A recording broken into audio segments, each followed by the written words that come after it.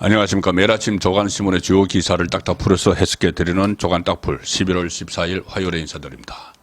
어제 법원이 내년 총선은 물론이고 2027년 대선까지도 영향을 미칠 수 있는 결정을 하나 내놨죠. 바로 민주당 대표 이재명의 위정교사 사건, 이것을 대장동 사건과 병합해서 심리하지 않고 따로 떼서 분리해서 심리한다. 자, 그러면은 재판 결과가 총선 전에 1심이 나오고 대선 전에는 대법원 판결까지 다 나올 수 있습니다. 지금 실형 법정 구속은 되지 않는다고 하더라도 실형을 선고받을 가능성이 상당히 높기 때문에 그 금고형 이상이면은 피선거권이 박탈당하죠. 그래서 다음 대선에 출마를 할 수 없게 되는 그 이재명의 운명. 이 어제 법원에 의해서 일단 한 갈래 결정이 됐습니다. 자, 조선일보 오늘 일면 톱 기사입니다. 조선일보 일면 톱은 LG가 어제 29년 만에 프로야구 한국시리즈에서 우승한 것과 같이 이 기사를 일면 톱으로 실었습니다. 이재명의 위정교사 대장동과 따로 재판, 그만큼 의미가 있는 그 재판, 그 어제 심리 결과라는 이야기죠. 재판부에서는 쟁점이 달라서 별도로 진행을 해야 된다. 이재명 측 병합 요청 안 받아들였다. 그래서 총선 그리고 대선의 변수로 떠올랐다. 총선과 대선의 변수로 떠올랐습니다. 이제 앞으로 위정교사 사건 재판이 대장동, 위례, 성남FC, 백현동 이거 하나로 묶여있죠. 이 사건 재판과 별도로 이루어집니다. 서울중앙지법 형사 33부 이게 다 올라가 있는데 재판부는 어제 피고인 이재명, 피고인 김진성 씨 위정 사건을 기존 이재명 피고인 사건에 병합하지 않고 따로 진행하기로 했다. 이렇게 밝혔습니다. 재판부는 또 김진성 씨는 대장동 사건과 관련이 없고 쟁점도 다르다. 사건 분량에 비춰볼 때 따로 분리해서 심리해도 된다. 그래서 검찰 측 주장을 받아들였습니다. 김진성 씨도 그렇게 입장문을 냈죠. 김진성 씨의 변호인인 배성희 변호사도 이런 입장을 밝혔습니다. 분리를 해야 된다. 그리고 재판부는 공판 준비 절차를 길게 할 생각이 없다. 자, 이렇게 이야기했습니다. 다음 공판 준비기일은 다음 달 11일에 열리기 때문에 신속히 한 서너 번, 한 두세 번만 재판해도 1심은 나올 수 있다. 자, 그런 이야기들이 법원에서 나오고 있죠. 정치권에서는 분리재판 결정이 향후 총선 그리고 대선의 변수를 만들었다. 이 분석이 제기가 되고 있습니다. 위정교사 사건은 쟁점이 지금 간단하기 때문에 녹음 파일도 있고 김진성 씨가 다 자백을 했기 때문에 내년 4월 총선 전에 1심 선고가 이루어질 가능성이 크다는 게 법조계의 중론입니다. 그리고 이 법원에서는 위정을 중범죄로 보고 무겁게 처벌하는 추세죠. 왜 그러냐면은 사법방해에 해당합니다. 사법방해.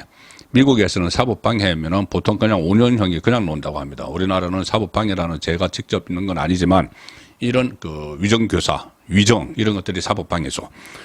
한 법조인이 이렇게 이야기합니다. 대선 전에 금고 이상의 형이 확정된다면 이재명은 피선거권을 잃게 된다. 민주당이 상당한 사법 리스크를 감당해야 하는 상황이 만들어졌다.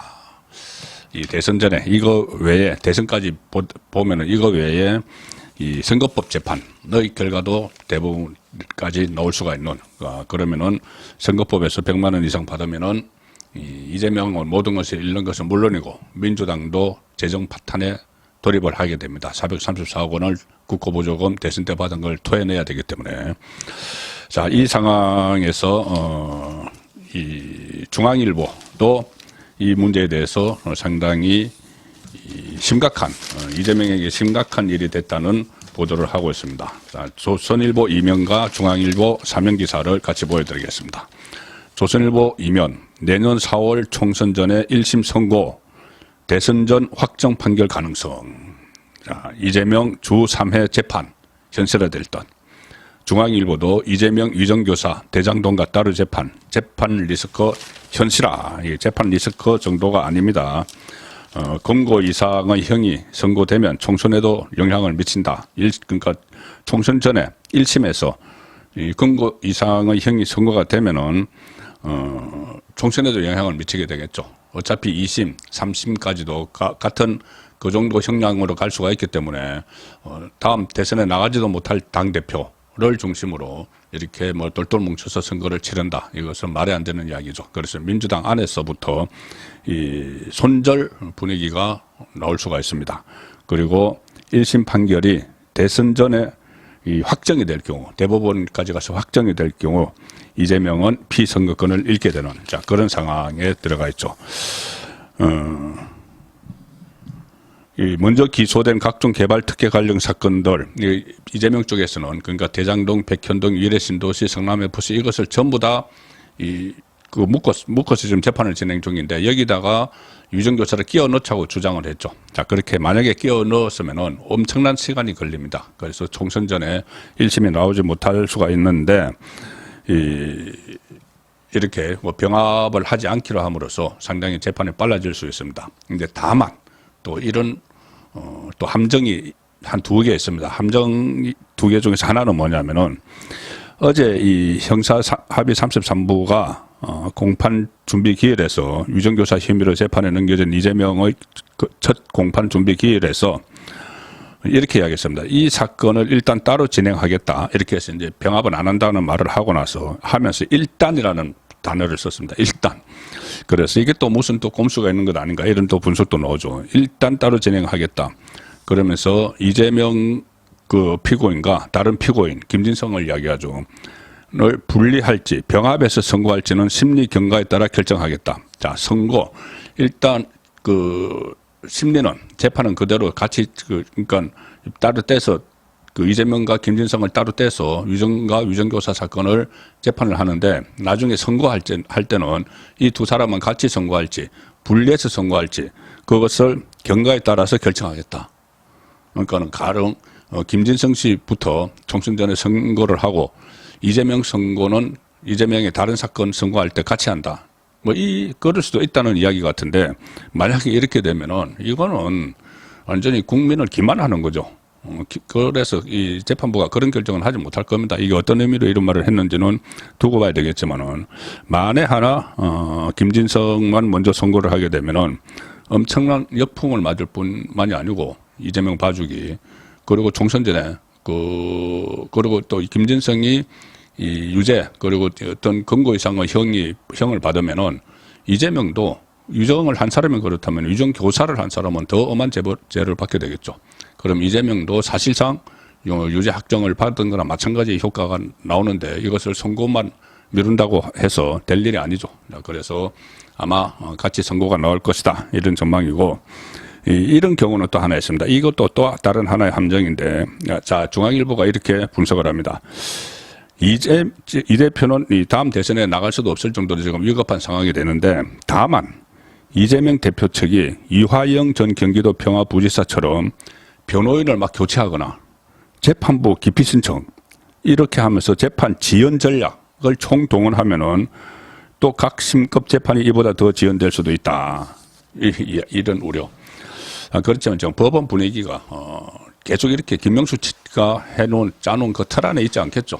지금 새로운 대법원장도 지명이 되고 했으니 대법원장 바뀌면 이렇게 못합니다. 어쨌든 이 대법원 사법영감에 따르면은 지난해 1심이 마무리된 위정 그리고 증거인멸 혐의 사건 441건 중 215건 48.7%에서 징역형 집행유예 이상의 형이 선고됐다. 그러니 이재명은 일반 위정교사보다 더 사안이 중대하죠. 대선을 앞두고 뭐 이런 그 위정교사 뭐 이런 것을 했기 때문에 나중에 대선에 출마한 사람이 이런 것을 했기 때문에 더 위중합니다. 그래서 재판이 제대로 진행이 되면은 이 금고 이상은 분명히 나온다. 자, 이런 분석이 법 쪽에서 많이 나오고 있습니다. 자, 총선 전에 언론 환경도 바로잡아야 됩니다. 그런데 지금 민주당이 이것을 추진하고 있는 이동관 방통위원장에 대한 탄핵을 시도를 하고 있죠. 근데 일단 KBS는 지금 사장이 어제 바뀌었습니다. 박민 그 사장을 윤석열 대통령이 임명 제청을 했죠. 그래서 KBS 물갈이가 지금 아주 정광석화처럼 진행이 되고 있습니다. 자, 중앙일보 기사와 조선일보 기사를 같이 보여드리겠습니다. 중앙일보는 편파 논란, 주진우 하차시킨 박민 KBS 신임사장이죠. 오늘 KBS 혁신 회견을 연다. 그 옆에 조선일보 기사는 김만배 허위 인터뷰 보도 MBC에 6천만 원 과징금. 그래서 박민 신임 KBS 사장이 취임하자마자 재창조 수준의 조직 통폐합과 인력 재배치를 주저해서는 안 된다. 이렇게 대대적인 KBS 조직 변화를 예고했는데 어제 편파 방송을 하던 주진우가 한마디로 말하면 전격적으로 잘렸습니다. 그리고 KBS 1TV 뉴스9을 4년간 진행한 그 문재인 정권 때부터 계속해왔죠. 이소정 앵커 그리고 일라디오 주진우 라이브 진행자 주진우 씨를 하차시켰습니다. 전격적으로. 뉴스9 새 앵커는 평일에 박장범 기자와 박지원 아나운서가 맡았고 주진우 라이브는 어제부터 바로 특집 일라디오 저녁 이렇게 대처를 했고 주진우 대신 김용준 기자가 진행을 했습니다. 주진우는 페이스북에 글을 올렸는데 오늘 오전에 KBS에서 연락을 받았다. 이제 회사에 오지 말라는 방송을 그만두라는 주진우 라이브에서 잘린 것이다. 이렇게 적었습니다. 그렇게 심하게 편파 방송을 해왔기 때문이죠. 주진우 라이브는 그동안 이 편파 방송 논란을 계속 일으켰는데 이 프로그램은 올 3월부터 7월 사이에 방송통신심의위원회에 접수된 라디오 패널 출연 불균형 민원 접수 2위 72건이나 됩니다. 75건이나 됩니다. 1위는 MBC 신장식은 뉴스 하이킥 93건, 75건, 93건 이렇게 무더기로 그 불균형 민원 접수, 패널 출연 불균형 민원 접수가 들어왔던 그 프로그램이 지금 폐지가 되기 시작을 하는 것이죠. MBC는 조금 더 이 뭐 상황을 지켜보는, 그 상황을 지켜봐야 될 그런 여건이 지금 있습니다. 그리고 지금 방심위가 대대적으로 이 편파 방송, 가짜 뉴스에 대해서 손보기를 시작을 했는데 김만배 그 뉴스타파가 김만배 허위 인터뷰를 보도를 대선을 사흘 앞둔 시점에 보도를 하고 나서 막 MBC, KBS 막 받았었죠. 가짜 뉴스 검증도 안 하고 거기에 대해서 과징금을 지금 물리기 시작을 했습니다. MBC에 6천만 원, KBS, YTN, JTBC에도 가짜 뉴스를 막 퍼뜨린 여기도 과징금을 매겼습니다. 뭐 과징금이 돈 큰 액수, 어마어마한 액수는 아니지만은 이것은 나중에 지상파 방송에 부과할 수 있는 저 최대 금액인데 과징금 4,500만 원이 이렇게 되면은 나중에 그 심의에서 대승인 심의 이런 데서 상당히 불이익을 받게 되죠. 거기서 마이너스 감점 요인이 되기 때문에 이것은 방송국에서는 나중에 이 치명상으로 돌아올 수 있는 그런 사안입니다. 가짜 뉴스를 막 퍼뜨리다가 이제 이 철퇴를 맞는 것이죠. 자, 국민의힘 소식도 전해드리겠습니다. 국민의힘 인요한 혁신위원장이 뭔가 지금 중대 결심을 앞두고 있는 것 같습니다.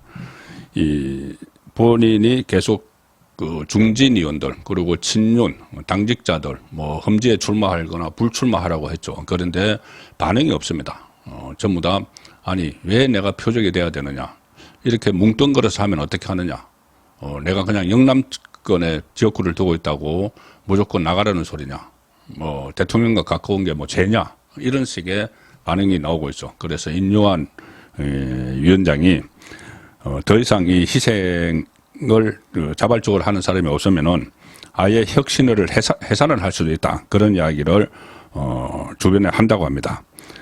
이 영남 중진 지도부 친윤 핵심의 불출마 또는 그 험지 출마 근거가 당 내부에서 받아들여지지 않을 경우 위원장직을 사퇴하고 위원회의 조기 해산을 검토하는 것으로 지금 알려지고 있는데 김기현 대표에게 정권을 부여받았죠. 그런데 혁신의 근거안에 당내 무반응이 계속되면서 사실상 배수진을 이제 치고 있는데 당내 주류 의원들 이름을 앞으로 직접 공개 거론을 하면서 불출마 그 희생 결단을 압박하는 방안도 지금 고려하고 있는데 이런 것들 안 되면은 본인이 물러나고 혁신위를 해산시키겠다는 겁니다. 혁신이 12월 달까지 활동 시한이죠. 자, 그런데 과연 이 혁신이 제가 몇 차례 말씀드렸지만은 혁신위의 정체성, 보수우파의 이 정체성에 맞는가, 그리고 이게 마구잡이식 투망을 하듯이 하는 것 아닌가. 특히 이준석을 마치 스토킹하듯이 막 구애를 하는, 부산 가서 그 조롱을 당하고도 계속 만나려고 하는 중책을 맡기겠다, 이런 이야기를 하는 임요한 혁신위가 12월까지 활동을 하는 것이 과연 이 우파, 보수 우파에 유리할지, 그 부분은 생각을 해봐야 됩니다. 자, 조선일보 3면 기사입니다. 일면에도 이 기사가 나와 있는데 3면 기사. 여당 중진, 친윤, 혁신이 요구 못 들은 척 한다. 자꾸 그러면 나 무소속 출마할 거야, 이런 엄포도 놓고 있습니다. 이 불출마, 험지 출마 근거에 답이 없다. 아무 대답이 없다. 이 영남권 그 중진들은 나는 서울 갈 일이 없어, 지역구 행세에 집중을 하고 있고, 당 지도부도 임요한 혁신위원회 그렇게 하는 그 그렇게 하는 취지에는 공감하지만 시점이 너무 이르다.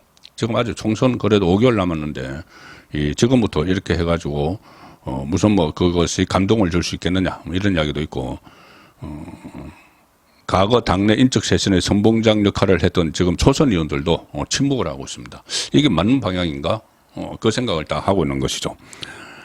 김기현은 지난 9일 그 기자들과 만나서 본인 거취와 관련해서 모든 일에는 시기와 순서가 있다. 급하게 밥을 먹으면 최악의 십상이니 잘 한번 보자, 이렇게 유보하는 이런 입장을 보였고, 주호영 이 대구 5선 지역구에서 의정보고회를 얼마 전에 가졌는데, 아니 바이든 대통령이 40년째 상원의원을 했었는데 지역구를 옮긴 적이 있느냐? 과거에 YS, JP 구선했는데 지역구를 옮겼나? 우리나라만 이상한 발상을 한다. 저는 서울 안 간다, 이렇게 단언을 해버렸습니다. 정치를 대구에서 시작했는데 대구에서 마치겠다. 장제원 핵심, 윤석열 대통령 핵심 측근이죠. 지난 11일에 자신의 페이스북에 창립 때부터 명예회장을 맡고 있던 지역구 산악회 행사에 버스 92대를 타고 4,200명이 모였다는 사실을 공개를 했습니다. 그런 사람 보고 서울로 오라고 하니, 그리고 장제원 이렇게까지 이야기합니다. 알량한 정치 인생 연장하면서 서울 가지 않겠다. 그리고 이철규 핵심 측근이죠. 인재 영입위원장. 또 영남 중진 다 수도권 보내면 손은 누가 키우나? 나한테 묻지 말고 지역 주민에게 물어보라. 이철규는 강원도인데 이렇게 반발을 하는 상황입니다. 자, 이렇게 자꾸 하니까 혁신위원회를 아예 해산할 수도 있다, 이런 이야기가 나옵니다. 만약에 혁신위원회를 스스로 해산을 해버리고 중대 임요한 위원장이 하차를 하면은 김기현 대표 체제로는 그대로 갈 수가 없겠죠. 그때는 정말 비대위가 꾸려질 수가 있습니다. 자, 최근에 그 논란이 되고 있는 것 중에 하나가 송영길의 막말이죠. 한동훈 장관에 대해서 뭐 어린 놈, 금방진 놈, 이런 식의 표현을 했는데, 거기에 또 동조해서 더 막말 경쟁을 하듯이 더 막말을 쏟아낸 사람이 있습니다. 위장 탈당 쇼를 벌였던 민형배인데, 자, 동아일보 6면 사이드 기사입니다.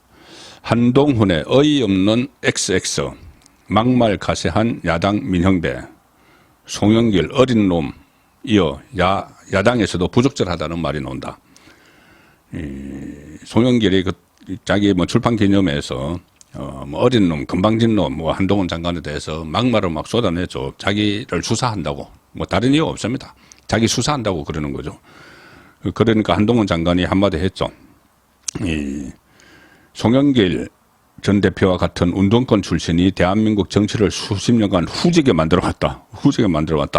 이렇게 대받아치니까 이 전남대 운동권 출신 민형배가 이 송영길 지원 사격에 나섰는데 뭐라고 했냐면은 어이없는 XX선에 정치를 누가 후지게 만드느냐, 이런 식으로 하니까 당내에서도 부적절하다.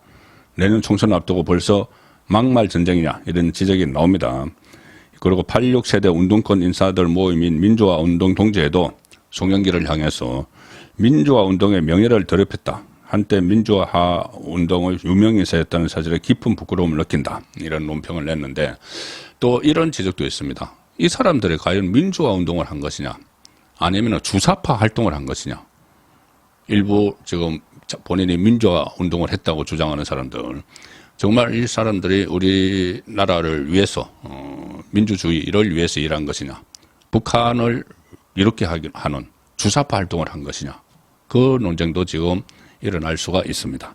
그리고 이 송영길이 한동훈을 향해서 어린 놈, 금방진 놈 하면서 막 흥분해서 물병을 집어 던져버리고 싶다 이런 이야기 막 하는 그 자리에 이준석이 갔었다고 합니다. 이준석이.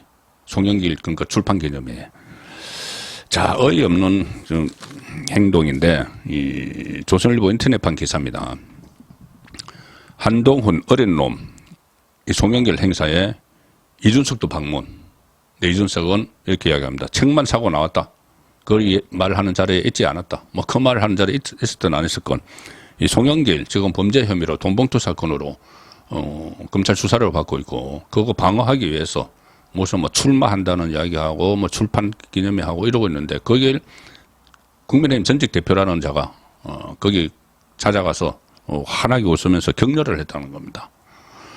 이 어린 놈 등 한동훈 법무장관을 향한 막말로 논란이 된 송영길 전 민주당 대표의 최근 출판 기념회에 이준석이 방문해서 인사를 나눴던 사실이 지금 안 알려져 있다가 영상을 통해서 막 그 화제가 되고 있습니다. 영상이 퍼지고 있는데, 지난 9일에 송영길이 그 종로구 조계사에서 자신의 책 출판 기념회를 열었는데, 거기에는 뭐 전현희, 김영진, 김영진은 그 7인의 멤버죠. 이재명의. 김성남, 이런 민주당 의원들이 자리를 했는데, 그 자리에 이준석이 가서, 포토타임으로 추정되는 상황에서 이준석이 모습을 드러내서, 출판 기념회 홍보 현수막 앞에서 사람들과 인사를 나누고 있던 송영길에게 다가가서 이준석이 우리 대표님 책 많이 사주셔야 된다. 득담을 건넸다. 그래서 이준석이 고개를 우벽 숙여서 인사를 하자 송영길이 고맙다는 뜻 이준석 쪽으로 몸을 기울여 다시 한번 손을 잡았다. 두 사람은 같은 시기 양당의 대표를 하면서 인연을 맺은 것으로 알려졌다. 자, 그런데 그때 두 사람이 양당의 대표를 하면서 손발을 맞춰서 윤석열 지금 그 현 대통령 주변을 막 공격하는 그런 일이 있었죠. 자, 그것도 인연이라고 지금 이 범죄 혐의로 곳곳 돈봉투 수사 대상인 송영길을 찾아가서 이렇게 우정을 나누는 그런 모습을 또 이준석이 보였습니다. 최근에 뭐 민주당과 비명계와도 같이 신당을 할 수 있다고 하는데 비명계에서는 그 당신 같은 사람이랑은 안 해. 이런 반응을 보이고 있죠. 자, 오늘 마지막으로 소개해드릴 기사는 중앙일보 사이면 하단 기사입니다. 문재인 전 대통령 전 사위 특혜 채용 의혹, 검찰 중진공 등 압수수색. 중진공은 중소벤처기업 그 진흥공단입니다. 또 문재인 주변 뭐 수사 뜸했는데 문재인의 사위가 사위를 특혜로 채용을 해서 타이 이스타젯이라는 그 태국으로 이주를 시킨 그 사람이 이상직 전 의원이죠. 그런데 이상직은 문재인 때 중진공 이사장에 임명되고 또 그 나중에 공천까지 받았습니다. 그래서 그것이 사위 지금 이혼했습니다. 문다혜 씨와 이혼을 했는데 사위였던 서모 씨의 타이 이스타젯 특혜 채용 의혹과 관련해서 중기부와 중진공 인사혁신처를 압수수색을 했습니다. 이런 이상직에게 중진공 이사장 자리를 주고 공천을 주는 그 대가로 이상직이 문다혜 씨 그때는 부부의 태국 이주를 돕고 한 것이 아니냐는 그런 의혹인데 이 부분도 진실이 밝혀지면은 상당한 논란거리가 될 수가 있는 사안이죠. 11월 14일 보내드린 조간딱풀이었습니다.